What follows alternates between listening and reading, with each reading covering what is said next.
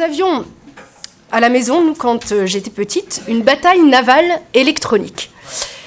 Et c'est vrai que, je ne sais pas si vous avez ce genre de jeu, mais à chaque début de jeu, donc la voix annonçait invariablement « Le combat va commencer. Placez vos navires et enregistrez vos positions. » Et en fait, nous sommes un petit peu dans la même situation ici. Alors, écoutez plutôt. La doctrine de M. Darwin, c'est la révélation rationnelle du progrès, se posant dans son antagonisme logique avec la révélation irrationnelle de la chute. Donc, entendez le péché originel. Ce sont deux principes, deux religions en lutte. C'est un oui et un non bien catégoriques entre lesquels il faut choisir. Et quiconque se déclare pour l'un est contre l'autre. Pour moi, mon choix est fait. Je crois au progrès. Point. Alors, ce que vous venez d'entendre, c'est la conclusion de la préface de Clémence Royer, qui est la première traductrice de L'origine des espèces, le livre de Darwin en français, en 1862. Donc, si vous avez bien compris, ce qu'elle nous dit, c'est que entre Darwin et la révélation chrétienne, eh bien, le combat va commencer et il faut choisir. Elle nous prévient, avec Darwin, la raison et le progrès, avec la révélation, l'irrationnel et la chute. Alors, qu'en est-il exactement ? Est-ce que darwinisme et christianisme sont compatibles ? Est-ce que l'on peut être chrétien et croire en l'évolution ? Ou bien est-ce que création et évolution se livrent une guerre sans merci ? Et plus encore, est-ce que croire en la révélation obscurcit notre raison ? Alors ce sont les questions que nous allons nous poser maintenant. Alors je vais commencer par définir un peu plus précisément ce qu'on entend par darwinisme. Et puis après, je tâcherai de vous présenter un petit aperçu du concept d'évolution de Darwin. Et je reviendrai ensuite sur la confrontation donc, entre création et évolution, entre darwinisme et christianisme. Donc on y va, première partie, qu'entend-on par darwinisme ? Alors il faut savoir que derrière le mot de darwinisme, il se cache en fait 3 significations. Donc la première, la plus évidente, c'est la, ou d'ailleurs les théories scientifiques qui découlent des écrits de Darwin. Mais ça peut aussi être, deuxièmement, la philosophie propre de Darwin qui sous-tend sa théorie. Et enfin, ça peut être aussi l'application sociale de la théorie de Darwin, qu'on appelle aussi le darwinisme social. Alors, on s'intéressera davantage à la théorie scientifique dans la partie suivante, quand je tâcherai de vous définir le concept d'évolution de Darwin. Et je commence par la philosophie de Darwin qui sous-tend sa théorie. Alors, il faut savoir qu'elle est résolument matérialiste. Pour Darwin, c'est vrai, Dieu est clairement éliminé du projet de la vie. D'ailleurs, les propres convictions religieuses de Darwin se sont émoussées au fur et à mesure que progressait, on va dire, sa foi en l'évolution. Et donc avec pour corollaire, la perte du sens de l'existence humaine et d'un dessein particulier sur elle. Pour lui, tout devenait le fruit du hasard. Et ça, c'est un point important à garder en mémoire. Parce que quand on fait de la science, forcément, on le fait avec tout notre être. Et donc, en particulier, on le fait avec notre propre système de pensée, avec nos propres conceptions philosophiques. Et Darwin, comme tout scientifique, va interpréter les faits scientifiques qu'il a découverts, et à cette occasion, il va faire de la philosophie. Donc rien n'interdit de souscrire aux faits découverts par Darwin, sans pour autant adopter sa philosophie. Vous voyez, il faut faire une bonne distinction. Alors, pour bien saisir le contexte dans lequel a évolué Darwin, il faut d'abord aussi évoquer ici le changement de paradigme, on va dire de cadre de pensée, dans la méthode scientifique. Ce changement est survenu à partir du XVIIe siècle, avec notamment Galilée, Descartes, Bacon.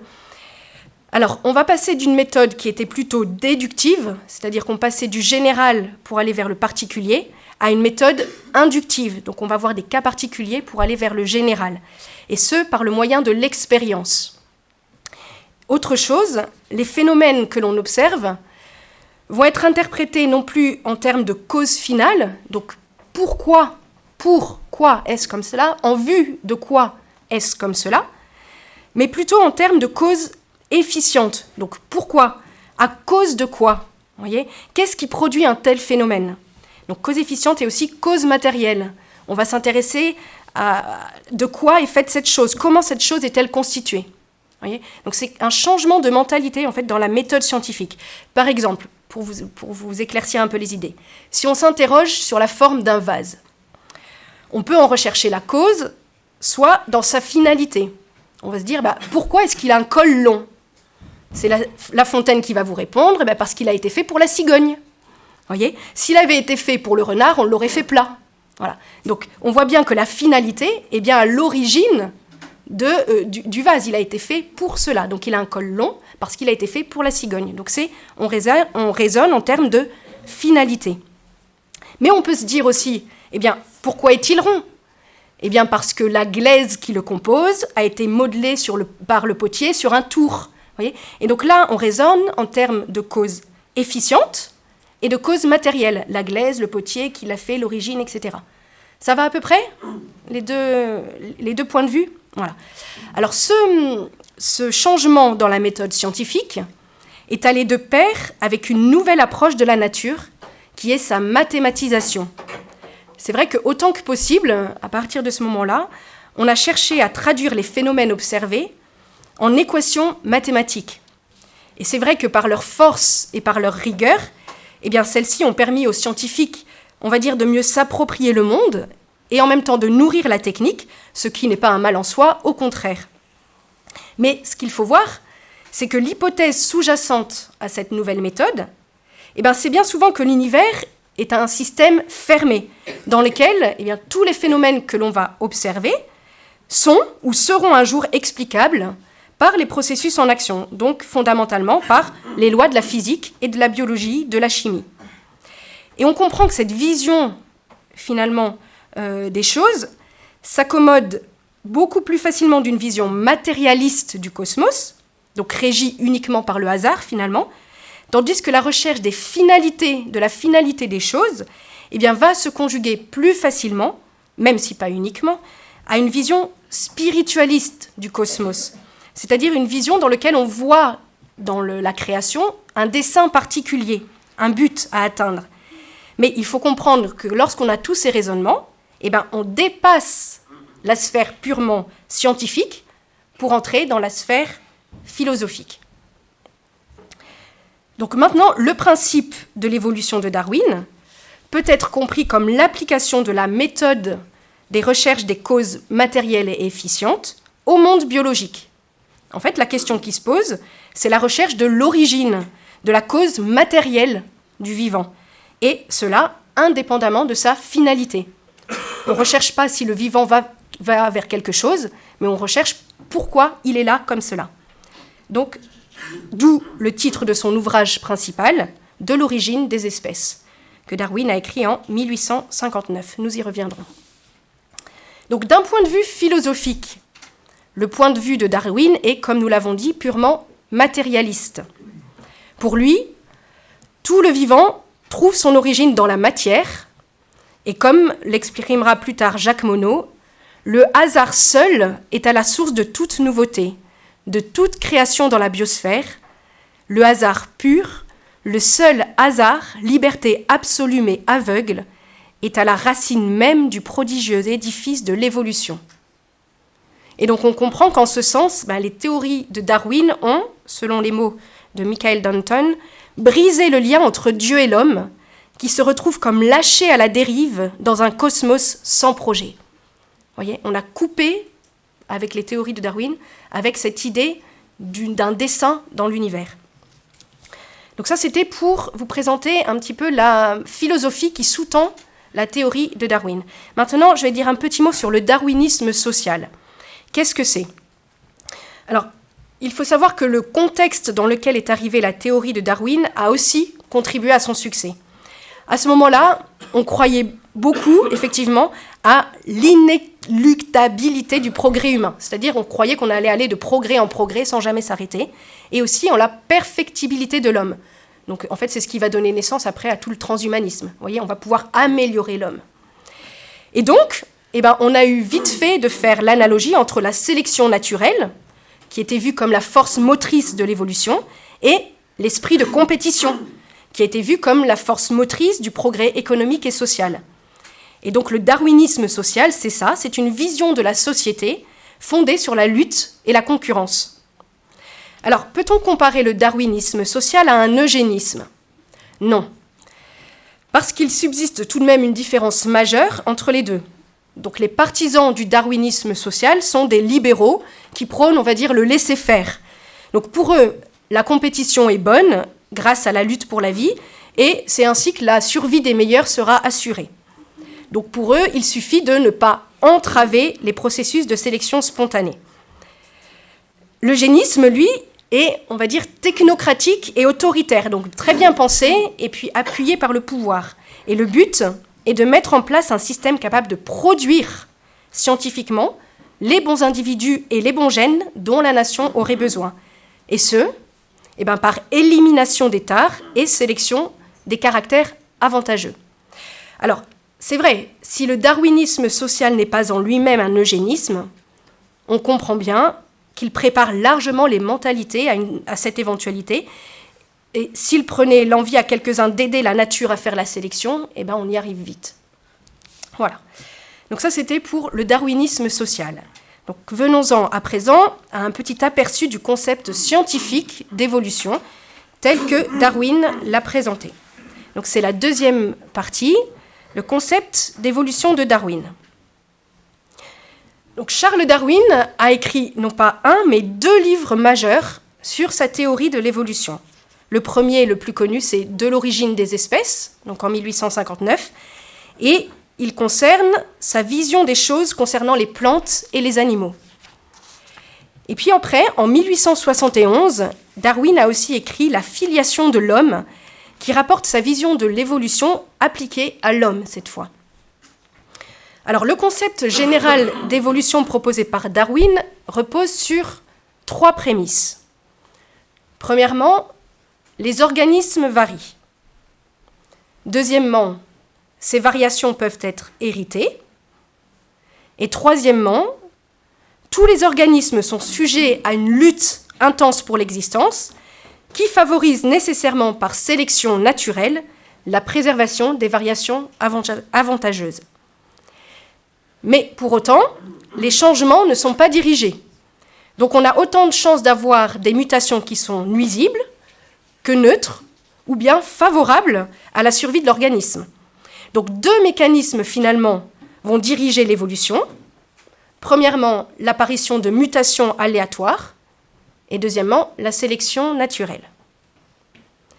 Et ce sont ces éléments, donc là c'est vraiment, on va dire, des observations scientifiques, qui ont permis à Darwin d'élaborer sa théorie, qu'il a appelée la théorie de la survie des plus aptes, donc par sélection naturelle des variations individuelles favorables et destruction de celles qui sont nuisibles par rapport à l'adaptation de l'organisme au milieu.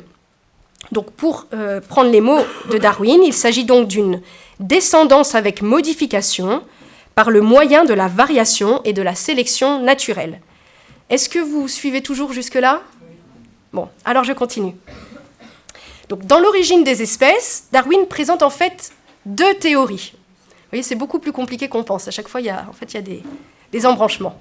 Donc, il y a d'abord une théorie restreinte. Cette théorie restreinte, il applique la sélection naturelle uniquement à l'apparition et à la conservation de nouvelles races et espèces. Mais il a aussi évoqué une théorie générale ou universelle qui fait du principe de la sélection naturelle des mutations aléatoires, on va dire le principe universel pour l'apparition de toute la biodiversité. Et donc à cette théorie générale est associée l'idée d'un potentiel évolutif illimité et capable même de franchir certaines divisions de la nature, donc en apparence les plus fondamentales. Ça veut dire qu'on va dépasser la barrière de l'espèce, mais aussi du genre, par exemple.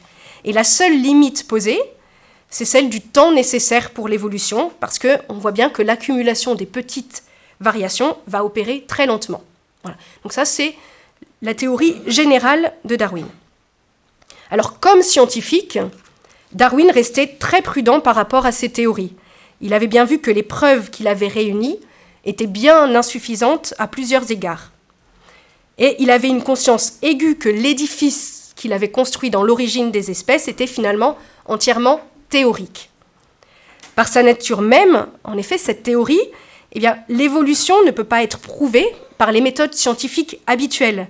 Parce qu'en effet, eh bien, déjà, nul n'a été témoin des événements, et dont plusieurs sont non reproductibles. Ils sont uniques. Par exemple, l'origine de la vie.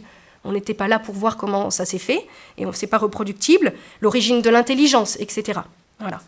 Et donc, pour démontrer cette théorie, il faudrait ou bien trouver une séquence parfaite de formes intermédiaires fonctionnelles, voyez, qui permettent de reconstituer le passage d'un individu A à un individu B, donc avec beaucoup de détails forcément, ou bien il faudrait reconstituer de manière donc, hypothétique, si on ne les retrouve pas, la séquence des événements qui mènent toujours de cet individu A à cet individu B, mais du coup, de manière très détaillée pour voir comment l'évolution pourrait les avoir produits, et ceci, c'est extrêmement compliqué. On n'y arrive pas vraiment. Voilà. Donc pour l'instant, la théorie de Darwin, donc, qui va supposer de très nombreuses formes de transition, n'est appuyée que par quelques intermédiaires hypothétiques. Et c'est vrai que Darwin attendait beaucoup de la découverte des fossiles, et il y a beaucoup de chercheurs qui se sont lancés là-dedans en se disant, eh bien, quand on aura découvert tous les fossiles, on trouvera ces espèces intermédiaires. Et à ce jour, eh bien, ces recherches n'ont pas permis de mettre en évidence les nombreux chaînons manquants de l'évolution. Mais ensuite, il y a eu la découverte de la génétique et les développements de nouveaux modèles mathématiques. Et donc, les thèses de Darwin ont été reprises, elles ont été complétées, et c'est ce qu'on appelle maintenant le néo-darwinisme, qui se décline là encore en plusieurs théories. Alors c'est vrai que la génétique et les mathématiques ont permis d'établir la possibilité d'une évolution par sélection naturelle. Mais là encore, ce sont des modèles théoriques. Et dans des situations artificielles, eh bien, on peut voir que cette sélection naturelle agit avec une certaine limite. C'est par exemple le cas de l'amélioration des races domestiques. De tout temps, l'homme a essayé de produire des races meilleures et on le fait par sélection naturelle. Donc dans un certain champ restreint, ça marche effectivement. Dans la nature aussi, on peut observer que l'action de la sélection naturelle marche, est mise en évidence à l'échelle, on va appeler ça de la micro-évolution. Alors là, je pense que vous connaissez tous le cas du géomètre du boulot. Voilà, c'est celui qu'on étudie au collège. Vous savez, c'est ce papillon qui change de couleur pour s'adapter à son environnement. Donc voilà, donc c'est un des cas où on voit qu'effectivement, de manière restreinte, ça fonctionne. Et il existe aussi certains cas de spéciation, donc ça veut dire de passage d'une espèce à une autre, qui pourrait aller dans le sens de la théorie de l'évolution. C'est le cas, par exemple, on a trouvé des goélands. Il y a des goélands argentés et des goélands bruns. Et en fait, on trouve, quand on se déplace d'est en ouest, on trouve l'un et l'autre, et entre les deux, une espèce intermédiaire. Vous voyez ? Mais ça fait bien des espèces distinctes. Donc là, on se dit, eh bien, effectivement, il y a un mécanisme d'évolution possible. Et puis, je pourrais vous parler plus spécifiquement des drosophiles, mais je n'ai pas beaucoup de temps. Donc là aussi, ça marche. Voilà. Donc, dans le cas de la microévolution, vous voyez, c'est vrai, les théories de Darwin peuvent s'appliquer. Mais cette théorie reste à prouver dans le cas de la macroévolution. Voilà. Donc, il faut voir que pour l'instant, quand on applique la théorie générale de Darwin, si on supporte cette théorie, eh bien, on n'a aucune preuve et ça ne semble pas même être une démarche valable. Pourquoi ? Quand on parle de macroévolution, ça veut dire qu'on considère que c'est par la sélection naturelle qu'on va passer d'une espèce, voire même d'un genre à l'autre. Voilà. Et on voit bien que ce passage fait forcément intervenir un changement par saut. Voyez ? Parce que pour passer d'un type à un autre, eh bien, cela nécessite une réorganisation relativement importante pour tout ou partie des composantes de l'organisme en interaction. Voyez ? Et de plus, il faut bien constater l'existence d'espèces distinctes qui subsistent et non pas des espèces qui sont constamment en voie d'évolution. Voyez ? Et les fossiles sont là pour nous le prouver. Quand on dégage les fossiles actuellement, donc des époques les plus précoces de la création de la Terre, eh bien, la plupart du temps, on retrouve des espèces qui sont toujours actuelles. Donc vous voyez, quand même, il y a une certaine fixation des espèces. Elles ne sont pas tout le temps en train d'évoluer. Donc l'évolution a bien pu conduire à leur formation, mais il semble nécessaire qu'interviennent toujours des sauts qui fixent ensuite les espèces. Et comme le disait le professeur Lejeune, si les petites mutations faisaient toute la différence, il n'y aurait que des chevanes, et non des ânes et des chevaux. Il est donc absolument nécessaire que la nature procède par bond. Nous en observons d'ailleurs chaque jour en pathologie humaine, même si certains d'entre eux semblent des faux pas. Alors tout cela pour vous dire qu'en l'état actuel de nos connaissances, il est difficile de trancher sur l'exactitude ou non de la, ou plutôt des théories de l'évolution, et que la prétention d'en faire un dogme, c'est-à-dire une vérité à croire absolument, ne relève pas de la science, mais plutôt de la croyance. D'où l'avertissement de Pie XII dans son encyclique Humani Generis. Un grand nombre de savants prétendent que le système dit de l'évolution s'applique à l'origine de toutes les choses. Or, dit-il, les preuves de ce système ne sont pas irréfutables, même dans le champ limité des sciences naturelles. Ils l'admettent pour autant sans prudence aucune, sans discernement, et on les entend qui professent, avec complaisance et non sans audace, le postulat moniste et panthéiste d'un unique tout fatalement soumis à l'évolution continue. Donc, prudence. Et d'autant plus que l'acceptation sans discernement de l'hypothèse évolutionniste peut conduire à des erreurs dans notre compréhension des mécanismes biologiques et donc par répercussion en médecine. Par exemple, en ayant en tête ce concept d'évolution, eh bien, on a longtemps cru que l'appendice ou les amygdales, par exemple, étaient des organes vestigiaux. On s'est dit, en fait, c'est là, ça reste d'un ancêtre commun, mais pour nous, c'est inutile. Et donc, facilement, on enlevait aux gens soit leurs amygdales, soit l'appendice, alors que ce n'était pas nécessaire. Eh bien, maintenant, on sait que ce sont deux organes nécessaires pour l'immunité, par exemple. Voilà. Donc, vous voyez, quand on a des concepts faux en tête, ça peut conduire à des graves erreurs par derrière. Donc, voilà un petit peu pour la théorie scientifique de Darwin. Et j'en reviens maintenant à notre question initiale. Peut-on être chrétien et croire en l'évolution? Est-ce que création et évolution se mènent une guerre sans merci? Donc, troisième partie. De cette contradiction, certains en étaient convaincus. Donc, c'était le cas de Clémence Royer, que je vous ai cité en introduction. Mais c'est encore l'opinion plus récente, par exemple, d'un Ivan Quignou, qui est philosophe, résolument matérialiste, athée aussi, et qui écrivait en 2004 « Le matérialisme, pour autant qu'il est scientifiquement contraignant, entraîne nécessairement une certaine forme d'athéisme, à laquelle on ne saurait donc se soustraire. C'est ainsi que le Dieu chrétien de la Genèse, créateur immédiat des espèces végétales, animales et de l'homme, est éliminé par le darwinisme, puisque l'évolution immanente de la nature l'a remplacé, et suffit à rendre compte de leur existence. » En fait, là, on croirait entendre Laplace qui répondait à Napoléon « Dieu, je n'ai pas eu besoin de cette hypothèse. » Voilà. En fait, c'est exactement ça. Pourtant, ce qu'il faut bien comprendre, donc là, c'est le point clé de l'argumentation, c'est que la question scientifique de la théorie de l'évolution n'est pas celle théologique de la création. La foi en la création, eh bien, répond à la question « Pourquoi y a-t-il quelque chose plutôt que rien ?» Elle nous dit que tout ce qui existe vient de Dieu, a été voulu par Dieu, dans la diversité des créatures, et que le monde a été créé bon. Vous voyez, c'est ce que nous a dit frère Augustin hier.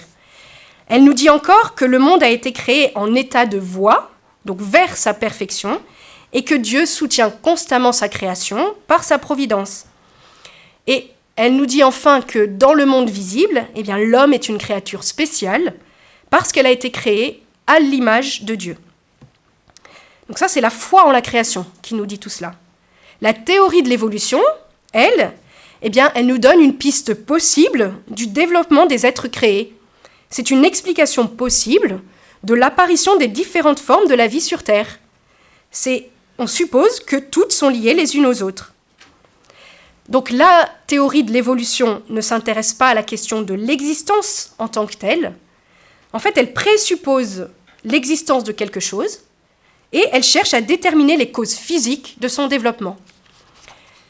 Donc comme on le voit clairement, les deux plans ne sont pas incompatibles. Ils ne se situent simplement pas sur le même niveau. Et ça, c'était déjà l'opinion d'un Saint John Henry Newman, qui écrivait donc, au moment des faits au chanoine Walker, donc à propos d'une critique qui avait été faite très sévère sur la théorie de Darwin. Et John Henry Newman écrivait « Je ne crains pas la théorie autant qu'il semble le faire.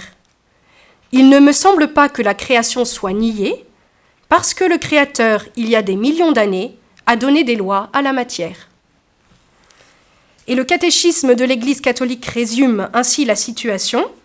Donc vous trouverez ça au numéro 283 et suivant.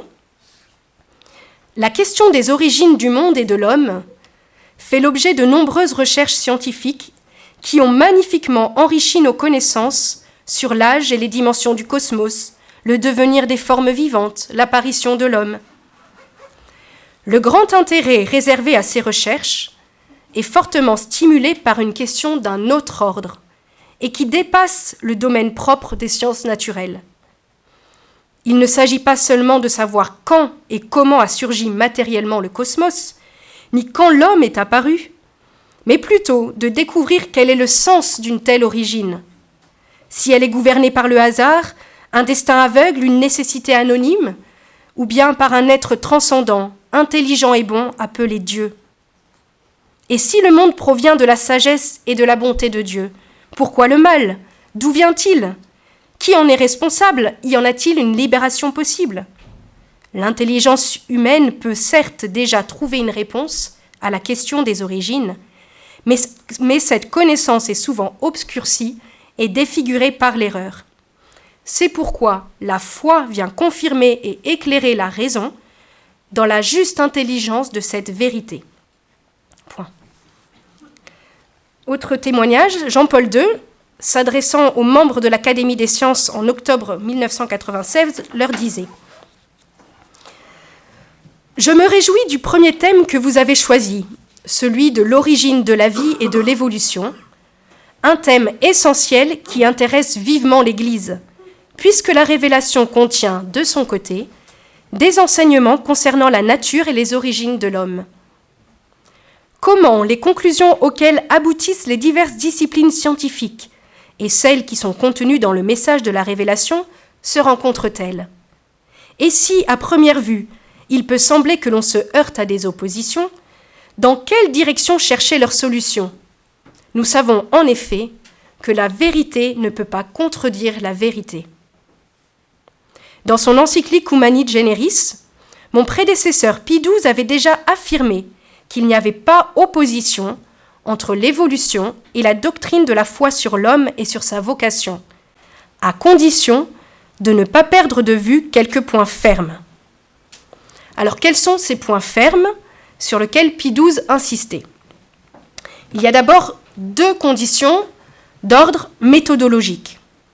Premièrement, qu'on n'adopte pas cette opinion comme s'il s'agissait d'une doctrine certaine. C'est ce que je vous ai lu tout à l'heure. Deuxièmement, qu'on ne fasse pas abstraction de la révélation à propos des questions qu'elle soulève. Et enfin, une condition à laquelle cette opinion est compatible avec la foi chrétienne, c'est de maintenir la création immédiate des âmes par Dieu. La théorie de l'évolution ne peut concerner que l'origine du corps humain. En tant que chrétien, il faut maintenir que l'âme est créée directement par Dieu. Alors Darwin lui-même, dans son livre « La filiation de l'homme », a bien distingué la dimension matérielle et la dimension spirituelle de l'homme. Mais pour lui, l'une comme l'autre était finalement un produit de l'évolution. En effet, sur l'observation des ressemblances, donc des analogies et des homologies entre les êtres vivants, eh bien Darwin postulait qu'il devait y avoir une parenté entre tous les animaux, l'homme y compris. Donc voilà pour ce qui est de la dimension corporelle. Et quant à sa dimension spirituelle, elle serait issue pour lui d'instincts sociaux qui seraient devenus dominants parce que favorables à l'échelle du groupe et non plus de l'individu. comme par exemple la protection du plus faible. Donc Darwin considère bien que ces instincts sociaux font la valeur de la nature humaine et qu'il ne faut pas les piétiner. Il écrit par exemple « Nous ne saurions faire obstacle à notre sympathie, même sous la pression d'une raison implacable, sans porter une atteinte dégradante à la plus noble partie de notre nature. » Vous voyez, il considère quand même que cette partie spirituelle est la plus noble partie de notre nature. Pour autant, il n'y a rien de transcendant à l'origine de ces instincts, selon lui. Et c'est, répétons-le, une vision purement matérialiste et horizontale. Et donc, pour Darwin, il n'y a pas de discontinuité entre l'homme et l'animal. L'homme est simplement un animal un peu plus évolué. Il écrit « La différence entre l'esprit de l'homme et celui des animaux supérieurs, aussi grande soit-elle, est certainement une différence de degré et non de nature. » Et donc sur ce point, nous ne pouvons pas suivre Darwin si nous voulons rester chrétiens. Pour nous, il y a bien une différence de nature entre l'animal et l'homme.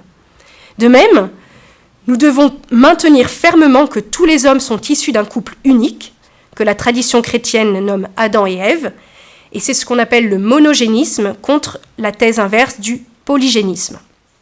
Mais revenons à Jean-Paul II. Donc il poursuivait au sujet de la théorie de Darwin. Quelle est la portée d'une semblable théorie ? Aborder cette question, c'est entrer dans le champ de l'épistémologie.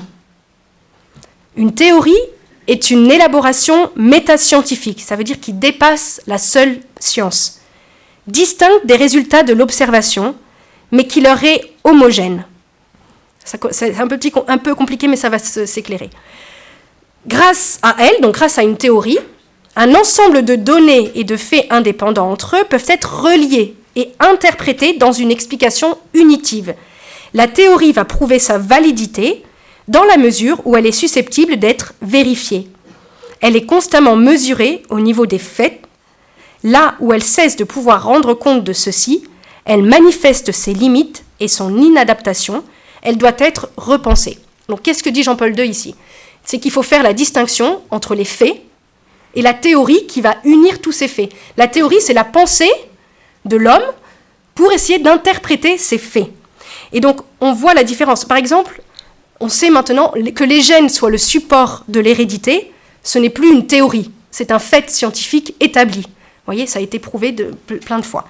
Par contre, ce qu'on pensait être il y a peu, on l'appelait de l'ADN poubelle, junk DNA, on disait, ça, c'est pas intéressant, voilà. C'était une théorie, on s'est dit, l'important est là, le reste, c'est pas important. Et on a vu, depuis peu, que ce qu'on considérait comme inutile ne l'est en fait pas. Et c'est là qu'on voit que c'était une théorie qui a été remise en cause par les faits. Voilà, ça va ?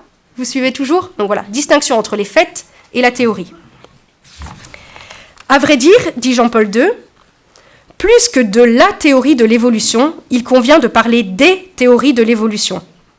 Cette pluralité tient d'une part à la diversité des explications qui ont été proposées du mécanisme de l'évolution et d'autre part aux diverses philosophies auxquelles on se réfère. Il existe ainsi des lectures matérialistes et réductionnistes et des lectures spiritualistes. Le jugement ici est de la compétence propre de la philosophie et au-delà de la théologie. Vous voyez, ce que fait Jean-Paul II, finalement, c'est qu'il distingue le niveau scientifique du niveau philosophique, du niveau théologique. Et donc, en d'autres termes, en ce qui concerne l'aspect purement scientifique des théories de l'évolution, donc si l'on s'en tient à la dimension mesurable, physique, et donc à l'aspect corporel de l'homme, eh bien, celui-ci est tout à fait compatible avec la foi chrétienne, puisque, répétons-le, les théories de l'évolution n'abordent pas des données de foi. Mais ce qu'il faut voir, c'est qu'une théorie comme celle-là fait nécessairement appel à des concepts philosophiques, et en particulier à une certaine conception de l'homme. Or, toutes les philosophies ne sont pas compatibles avec la révélation, et une conception matérialiste, par exemple, ne l'est pas. L'homme, nous rappelle Jean-Paul II, donc à la suite du Concile Vatican II, est la seule créature sur terre que Dieu a voulu pour elle-même. En d'autres termes, l'individu humain ne saurait être subordonné, comme un pur moyen ou un pur instrument, ni à l'espèce, ni à la société. Il a valeur pour lui-même, il est une personne.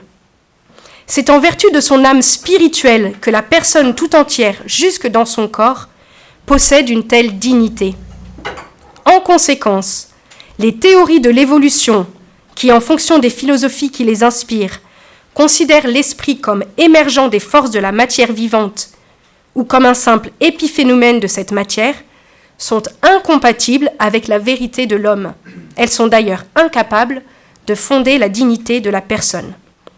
Et c'est vrai qu'avec l'homme, nous observons un saut ontologique. Maintenant, dernier point, est-ce que... un point important. Donc c'est toujours Jean-Paul II qui parle. Il dit dans son enseignement aux académiciens, est-ce que finalement on va pouvoir concilier discontinuité ontologique, c'est-à-dire une différence radicale entre l'être de l'animal et l'être de l'homme, avec une continuité physique, donc un corps humain qui serait issu d'un corps animal selon la théorie de l'évolution? Oui, répond Jean-Paul II, à condition d'avoir bien conscience de la méthode et de la portée de chaque discipline. Donc le savoir physique issu de l'observation et de la mesure nous permettra d'établir ou non la continuité physique. Le savoir métaphysique issu de la réflexion philosophique établira la discontinuité ontologique de nature entre l'homme et l'animal. Et enfin, le savoir théologique va dégager le sens ultime de l'homme selon les desseins du Créateur. Alors voilà, donc maintenant, dernier point, est-ce que croire en la révélation obscurcit notre raison? La foi est-elle un obstacle dans notre réflexion scientifique et philosophique? Eh bien, vous l'avez compris, non, car elle nous donne d'abord la certitude que la vérité existe et qu'il n'est pas vain de la rechercher, ce qui n'apparaît finalement plus si clairement dans l'esprit de bien de nos contemporains. Et nous le savons, la vérité existe, elle est même Dieu lui-même qui est à la fois vérité et vie. Ensuite, la foi ne nous ferme pas les yeux sur la réalité scientifique. Au contraire, elle nous apporte des lumières surnaturelles qui peuvent nous aider même dans notre exploration du monde naturel. Et Benoît XVI voyait dans le message de la foi chrétienne une force purificatrice pour la raison elle-même. Et enfin, si nous croyons en Dieu, alors nous savons, comme le dit Benoît XVI dans Spe Salvi, que ce ne sont pas les éléments du cosmos, les lois de la matière qui en définitive gouvernent le monde et l'homme, mais c'est un Dieu personnel qui gouverne les étoiles, à savoir l'univers. Ce ne sont pas les lois de la matière et de l'évolution qui sont l'instance ultime, mais la raison, la volonté et l'amour, une personne. Et si nous connaissons cette personne, dit-il, et si elle nous connaît, alors, vraiment, l'inexorable pouvoir des éléments matériels n'est plus l'instance ultime. Alors, nous ne sommes plus esclaves de l'univers et de ses lois. Alors, nous sommes libres. Dans l'Antiquité, une telle conscience a déterminé les esprits sincères qui étaient en recherche. Le ciel n'est pas vide. La vie n'est pas un simple produit des lois et des causalités de la matière, mais en tout et en même temps, au-dessus de tout, il y a une volonté personnelle, il y a un esprit qui, en Jésus, s'est révélé comme amour. Alors j'espère que cela est suffisant pour ranimer votre espérance et vous pousser à rechercher avec passion, au-delà des mécanismes biologiques, le sens de la création et le vrai visage du Créateur.